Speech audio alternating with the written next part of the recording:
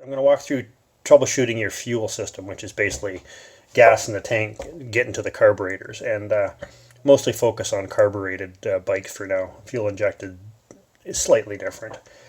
So, you know, the classic three things you have to have the bike running properly are the fuel, of course. You have to have air, represented by the air filter, and spark.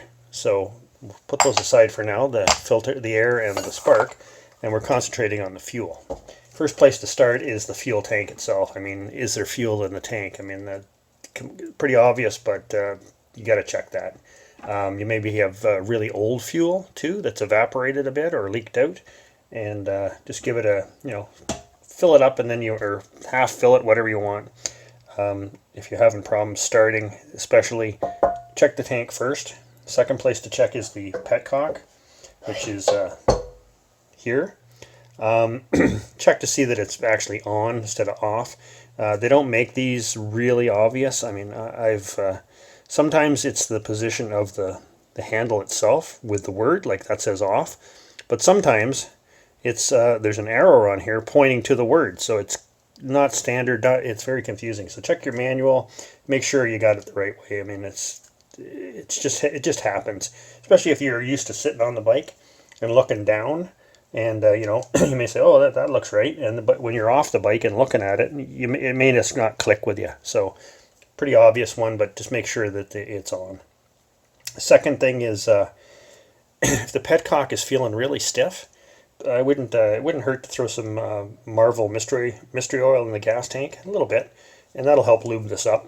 But that's more of a sign of maintenance issues with the petcock itself, and high time to check the strainer on here. So there's literally a wire mesh strainer in most of the fuel petcocks, and at this point, this is a little advertisement, I guess you could say, for getting the service manual. I went out and I figured, oh, there's going to be one inside here, and you have to take it apart like the round type. But as I took it apart, I realized I didn't have to even take it apart or off the bike, off the tank, because it's right here. So if I had a service manual, I would, a quick read of that I would have realized, hey, there's the strainer right there in the back, and yeah, just comes right out. So another thing to note, a little thing you might not think of, is to be very cautious of taking fuel system components apart, like the petcock and the mounting to the tank and all that, because there's gaskets everywhere, and sometimes there's crush washers, and in this case there's some weird kind of lock washers back here. But so what I'm saying is that you take it apart, you may be in for getting new components for your fuel system that you really didn't have to get. So start with trying to troubleshoot with everything in place. So number one place, gas tank, fuel petcock. Then and just a side note, this little bolt here, that's just to drain out a little bit of gas if you're cleaning out for the winter, or you're storing it and you can't have gas in the tank. That'll take the bit that's in the gas that's in here and drain it out for you. Okay, next thing to check are the fuel lines itself. This ancient bike, it's a 79 off a 79. The fuel lines were so hard, they were like just ossified. But what happens with the fuel lines as they get older is the inside diameter starts to clench up, especially if you got a sharp bend or whatever, and then maybe a little debris building up in there. It can choke off the gas supply. So it wouldn't prevent you from stopping, but it could give you acceleration issues, cutting out on acceleration. So just something to note, your bike's a few years old, just check the pliability of your fuel lines. And when you're looking for fuel lines if you're replacing, it's the critical thing is you got to have, of course, fuel lines made for fuel, and then that's no brainer, but it's the inside diameter. So you can see here's a fuel filter with a much bigger inside diameter than this one. So you got to get the right size. Inside diameter is key. Then you would look for the throttle adjustments. Just have a quick look. Is it disconnected? Your service manager will tell you how much gap there should be before the throttle cable engages off the throttle grip. I mean, obviously, if there's too much, the bike's going to be running way too fast because it's like it has an invisible hand on it. And if there's too much slack, you may have to turn a long time before you even get the throttle to open. That's a gross mismeasurement, a gross misadjustment. But just to say, just give it a check, see that the throttle cable is working. Same with the choke, see that it is working. Usually there's a cable down to the carbs. Check that it's it's all there, all connected, and there's reasonable play in it, and kind of a roadside thing. But yeah, so you're working your way through the fuel system, trying to figure out is there fuel getting to the motor. So along that subject, if you've been cranking for a while and you just don't know if there's fuel, go to the back of the bike and get down there. Use your nose, just sniff the end of the tailpipe and you'll smell raw gas. And if you do smell raw gas, then your gas is getting through, but you may have also flooded the bike. So that's a whole other story to get. I'll talk to that in a minute. But that's proof of right there is if there's raw gas, like the smell of gas at the pump, if it's coming out your tailpipe of your bike, then you definitely got gas going through. If you've got gas going through and you realize that it's not starting and not even giving a hint of starting, you may have flooded the motor. So if you have flooded it, turn all the gas off, choke off, hold the throttle wide open and crank it, and then it may air itself out. And then if you hear a start, a quick start, that's your problem right there. Starts a little bit, maybe if it runs and it dies, good. Then turn your gas back on and start the bike as usual, your normal procedure. You should be good to go. Usually happens more for off-road bikes where you really flood it and a two-stroke and you can't get it going, and you can see gas coming out the tailpipe basically. Pull the plug or plugs and let them dry out. You can take a Bic lighter actually and take the Bic lighter and light the end of the plug. That'll dry it right out, and put it back in. And if you got severe flooding, you can let the plugs dry. You can crank the bike with the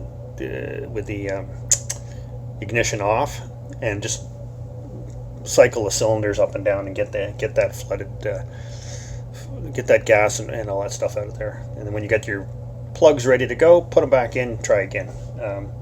It just people get too excited when your bike's not starting and they try too many things. So along those lines, also, do not crank your bike for over 15 to 20 seconds. That will destroy the life of your starter motor. I see that on YouTube all the time. Somebody brings a bike out of storage and they put a little gas in it and then they sit on the starter button for, it seems like, 5 minutes. It's super cringy, super destructive to everything in your starting system. So don't do that. If it doesn't start in 5-10 cranks, it's not going to start. Okay, let's say you got back to the gas. You've done all this stuff. You've checked it, and you don't smell gas coming through. So your most likely culprit there is the float bowl. So in the carb itself. So you got your float bowl in there. You know how it works. Check it out. So what I do, I have a bike that's chronic for that from day one. I don't know why. Take if it's doing that, just take something long, like a metal, a little heavy. Get in there and just tap the float bowl. And I've had that happen so many times, and just tap, and it releases it. But you got to get around to doing the maintenance on it, of course, but it'll get you going.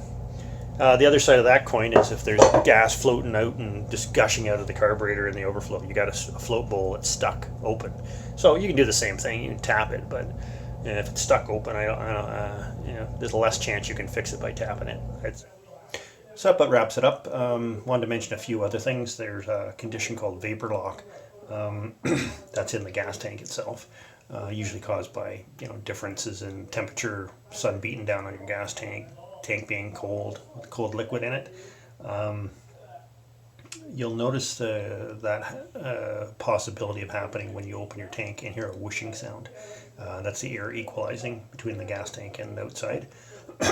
And just be warned, you're driving along, you think you got a full tank of gas, and then it feels like you're running out of gas, because you basically are.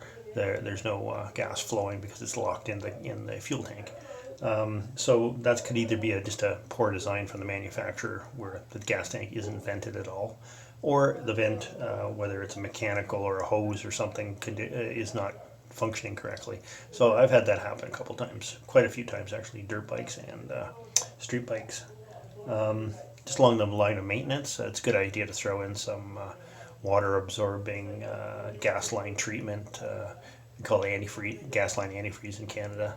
I think Heat is a brand name. You know, it's just actually propofol rubbing alcohol that is water absorbing. So I think you can just put in rubbing alcohol, be the same thing. Not quite sure on that one. Better fact check me. So for 99 cents or whatever it is, put that in once a month or whatever. Not even a whole bottle because it's made for a car. So that'll take out the water, which will collect in your gas. Guaranteed, it will collect in your gas. Any air inside your tank will it has lots of water in it naturally, so that condensates inside your tank and mixes with your fuel. So the way around that is keep your fuel tank as full as possible. Throw in a line of gas line conditioner once in a while, and you should be cool. Take her easy. We'll talk to you soon.